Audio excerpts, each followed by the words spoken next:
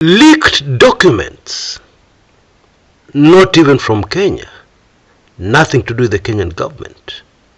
Those leaked documents have presented an assessment, analysis of William Ruto, that many Kenyans agree with. In the leaked documents, the assessment of President William Samoei Ruto is that he is ruthless and cannot be trusted.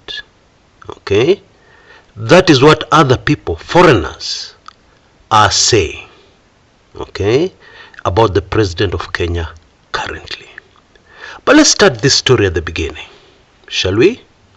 As usual, I have said several times on this channel that when something leaks, like sensitive documents, the first question I usually ask is why?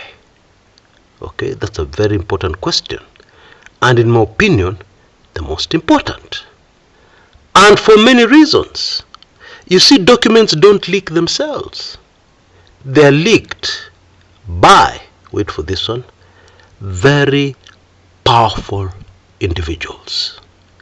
Even where whistleblower is concerned, you can be sure there is a very powerful force, not in all instances, but in most instances, there is a very powerful force behind them. And the reason why this is important in our case today is because we need to be careful not to make sweeping statements, not to jump to conclusions about what Western powers are thinking about the nation called Kenya. Yeah, that's very important. Now, from what I've gathered so far, and based on my instincts, I believe the leak of this document was not targeted at Kenya. Okay? I believe it was targeted at the ongoing war. Something to do with the ongoing war between Russia and Ukraine. Okay? It had a certain political objective which is linked to that. So Kenya was by the way.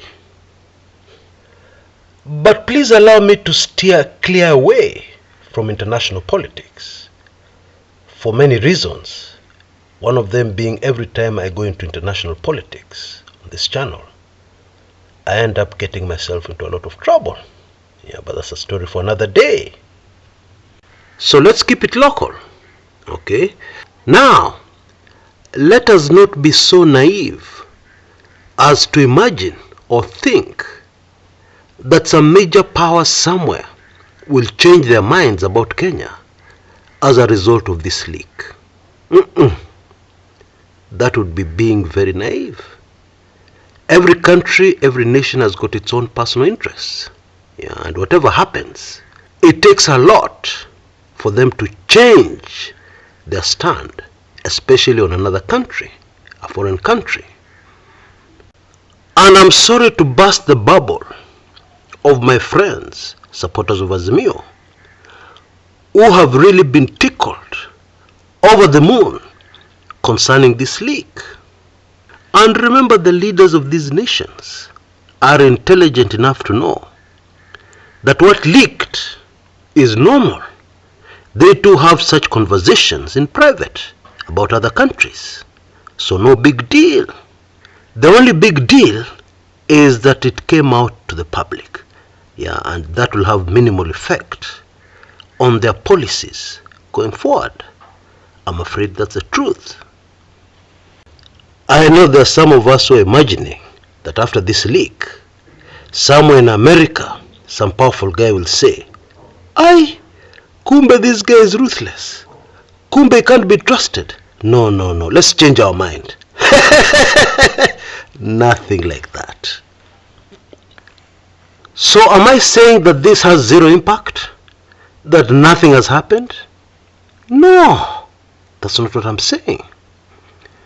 What I'm saying is that the impact people think it'll have is not the one.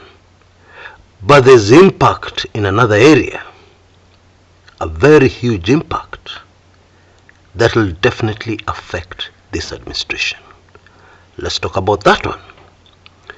You see, all politicians, all leaders of countries, whether dictatorships, democratic, social, whatever you want to call that form of government, rely on controlling the people, their people, voters in a democracy. And that is why it is very alarming that this information has leaked. It is not alarming because it is news. It is alarming because this information is now out with the voters. So for instance, if somebody wants to make a certain decision about Kenya in the United States, a voter may shoot back and say, why are you dealing with a ruthless leader? Why are you dealing with somebody who is untrustworthy?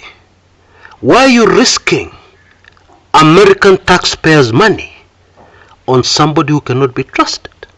Something like that.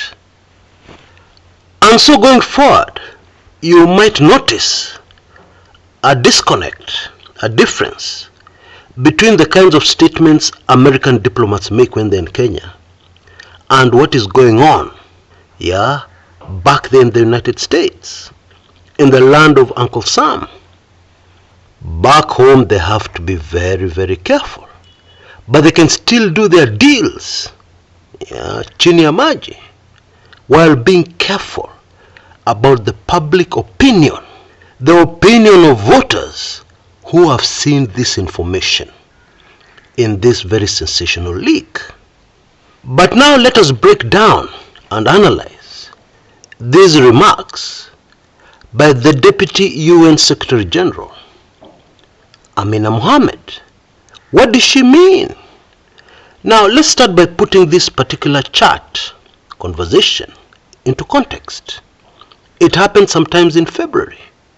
What was happening in Kenya in February? The opposition were not as vibrant as they are now. Raila had not started his rallies yet. That's important.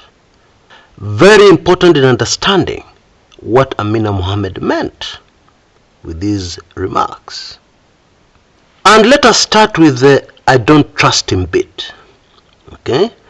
Now, for the UN and foreign powers, when you hear them saying I don't trust that leader, what they actually mean in very simple language is that that particular leader of that country is unpredictable. Okay? What they like is a very predictable leader. So that when they want to do something, they already know how to approach them.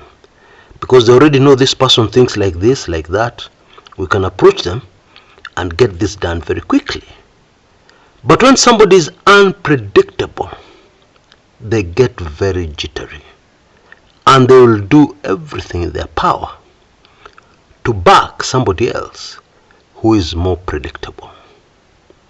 Now the truth is, even as mere leader Raila Odinga, because he loves the people so much and focuses on doing things that will favor the mwananchi, the ordinary person down there, he has a lot of empathy towards the ordinary Kenyan, and that's why Kenyans love him so much.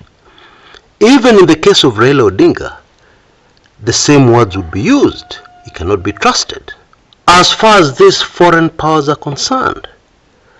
But in the context in which it was used on President Ruto, it is very different. Okay?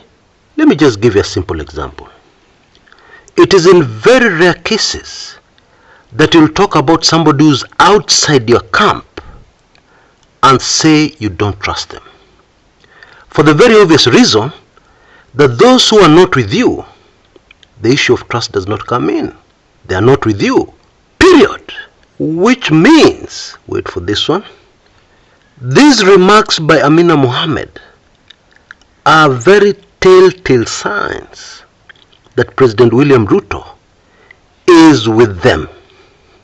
The UN, all these world superpowers, the US, etc., etc. And so what she was saying, yes, he's supporting us. Yes, he's with us, but I don't trust him. That's really what she was saying. And let us be very, very clear here. She does not trust him from the point of view, from the interests, from the agenda of the UN and other allied powerful foreign countries, not from the standpoint of ordinary Kenyan citizens. No. You can have a leader who is very trusted by his own people. His own people love them. But you'll still hear in diplomatic circles people saying, we don't trust him. Yeah. They don't trust that leader as far as they are concerned, not as far as we are concerned. Yeah, let's make that very clear distinction. And so with that information, what does she mean by ruthless? Yeah, because when we say ruthless in Kenya towards Ruto, it does not mean the same thing, and it can never mean the same thing as what Amina Mohammed is saying. I'm guessing in her case, she means when you make a deal with a leader, and that leader ruthlessly backpedals or ruthlessly changes his mind without even getting in touch with you and explaining himself, that would be the ruthless she meant. And the fact that she followed it up with the words, I don't trust him, seems to confirm this. In my view, this is yet another very clear sign amongst very many in recent times that whatever happens in Kenya, and indeed Kenyan politics at the moment, is very closely intertwined with the very controversial, chaotic international politics unfolding at the moment. Okay? In other words, it is now not possible to be able to do accurate analysis on our local politics without having great knowledge and understanding of what is happening on the world stage politically. And the sad news is that we Kenyans are bored. We ignore international politics. It doesn't concern us. Although the same can be said about any nation in the world. Indeed, people in the US can be the most ignorant about international news, especially if that something is happening in Africa. I'm sure you get my drift. And so my strong advice to my fellow analysts is that you should brush up on international politics and what is really happening. And my further strong advice, don't depend on the mainstream media. Don't ever depend on the international mainstream media for your information and assessment. You can take it in, of course, but assess it alongside information from other sources. Okay? Now I'm just putting my last finishing touches to WIB number 105. So the window of opportunity remains to grab my WIBs. Details have been appearing on your screen. Please take full advantage of it. Until next time, this is Chris Kumekucha.